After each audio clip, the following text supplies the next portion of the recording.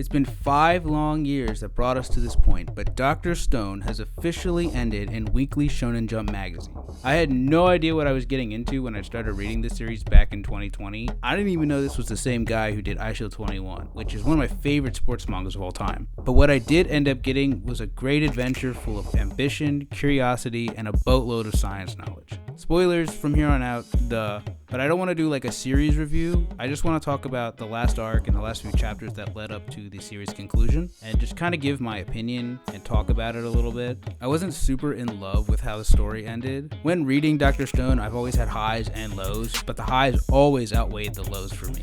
Unfortunately, this last arc, though, really just ramped down a lot of conflict and tension against Senku and company, and just kind of sped to the end, really. Once they were able to petrify Dr. Zeno and keep him at bay, and not have to worry about Stanley trying to kill them all and prevent them from reviving all of humanity, the story just pretty much went straight for the end. They didn't really have any adversaries or major conflicts against them, except for some minor inconveniences and hiccups. They pretty much just built the giant spaceship, launched it, went to the moon, and faced off against Y-Man. And once they revealed who Y-Man was and his reasons for petrifying society at the beginning of the series, it just was a pretty huge disappointment, in my opinion. The idea that the Medusas were the ones behind it and they're this parasite being from space looking for a way to extend their life, I don't know, I just thought that was kind of lame and dumb for that to be the main bad guy of the series. They waited over 3,700 years, destroying society, just in hopes that somebody would revive everybody and become more advanced in the day that society became destroyed. Since they're waiting so long anyway, they are basically eternal compared to most organic beings, especially human beings. I'm sure, of course, some Medusas rotted away, and obviously over use they do become corroded and unusable and essentially dying, but there was still a good amount of Medusas that were alive or at least functioning when they went to the moon.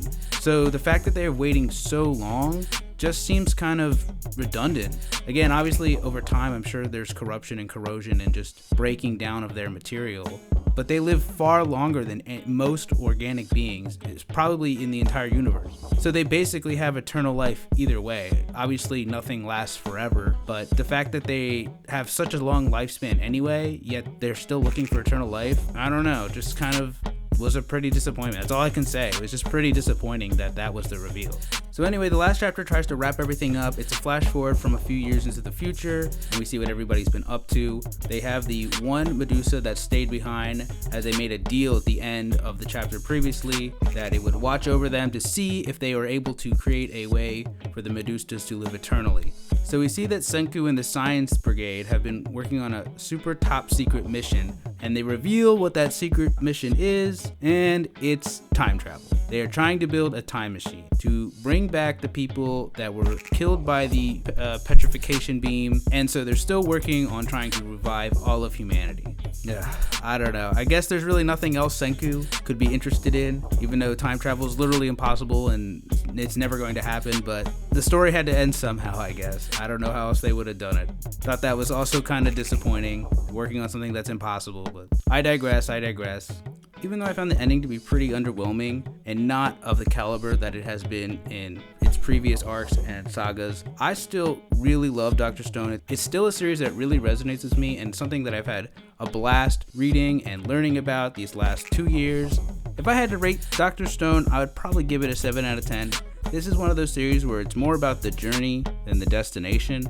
I had a lot of fun reading it over the years, and I am glad that I picked it up. You guys should definitely check it out. It's definitely not for everybody, but it's definitely a fun read, and you will probably learn something a little bit. But anyway, thank you, Riichiro, Inagaki-sensei, and Boichi-sensei for these last 5 years, last 2 years for me. I had a blast reading these weekly, and I look forward to whatever you guys work on next. So rest up, enjoy your time off until then, and I can't wait to see what you guys work on in the future. So thank you guys again. That is it for me, guys. I hope you enjoyed this. If you want to hear more series, let me know what you want me to talk about. And as always, have a good one.